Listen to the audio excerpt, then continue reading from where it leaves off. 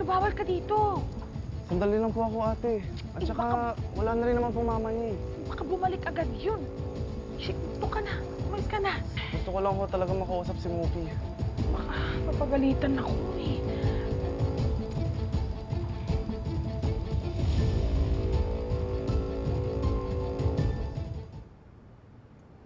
Dan, gusto nila ako ikulong. Puntahan mo naman ako dito, please.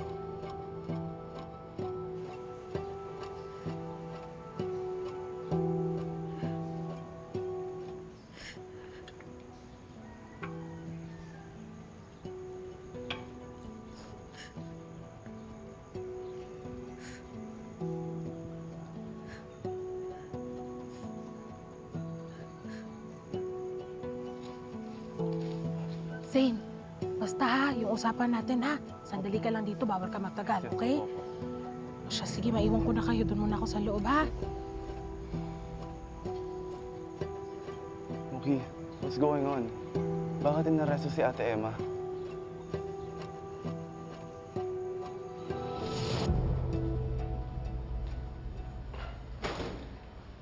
Naiwan mo gamit mo. Sir, pakihalongkat nga yung gamit niyan. Baka may mga ibang ninakaw pa yan sa akin. Sa inyo ba talaga to? Opo, sir. Check lang natin.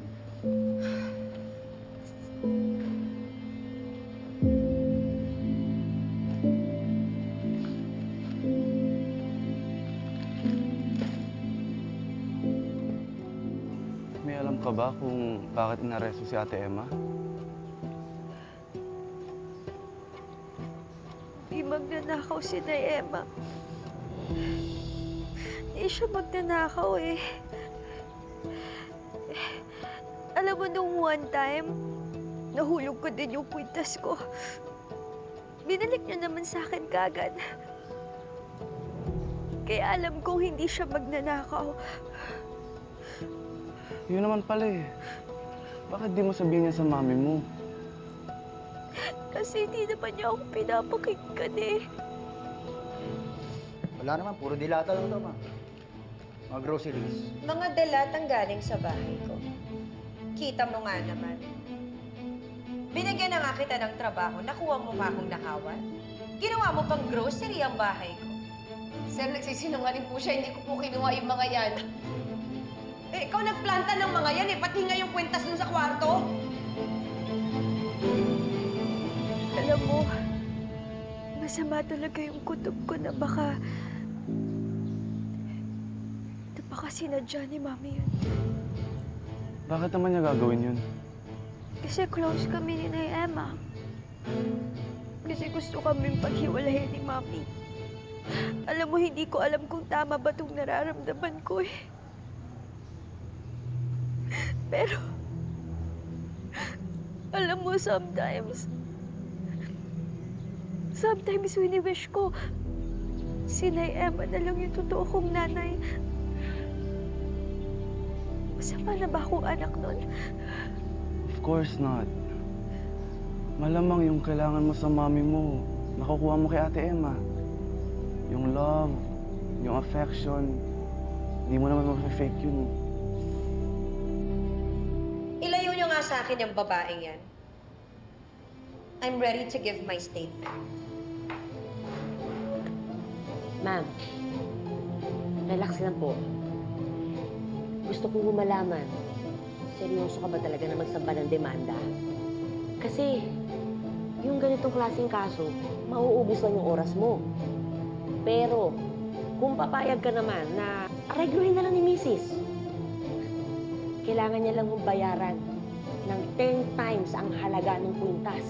Kahit na ibenta pa niya yung kidney niya, hindi niya magagawang bayaran ng nilakaw niya sa akin. Alam mo, Zane, nung inaalagaan ako ni Nay Emma, siguro kaya kahit wala akong gamot, gumaling ako kagad. And maybe that's why Mommy takes it against her. Kahit wala namang ginagawang masama si Nay Emma. Decidido na. hindi ako makikipag-areglo. Gusto ko siyang mabulok sa kulungan. Magsasampa ako ng kaso para masigurado na wala na siyang mabibiktimang iba.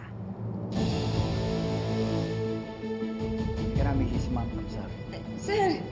Sir, sandali lang. Sir, nagsasabi po ako ng totoo. Sir, ako po yung biktima dito. Maniwala naman po kayo, sir!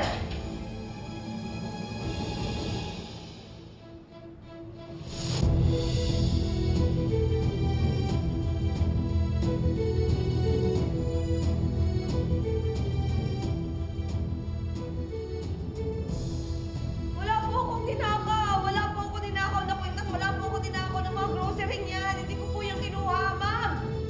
Oli, magsabi ka naman ng totoo. Alam mo naman kung ano yung totoo. Wala po akong kinuha. Attorney Mateo, siguraduhin mong mapafile mo ang kaso within 24 hours. Spare no cost in expediting it. Nakausap ko na rin si Judge Yumon. Hinihintay ka na ng secretary na sa Fiscal's office. Do it now.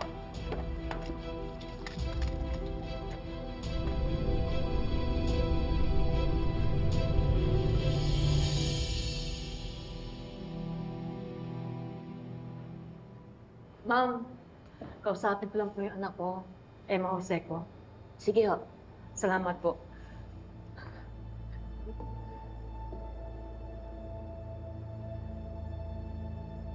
Emma. Emma. Ma'am, Bakit pa nalaman? Tinawagan ako ng asawa mo. Anak ng toko naman, Emma. Ano na naman ito? Kapabalik mo lang sa trabaho nga.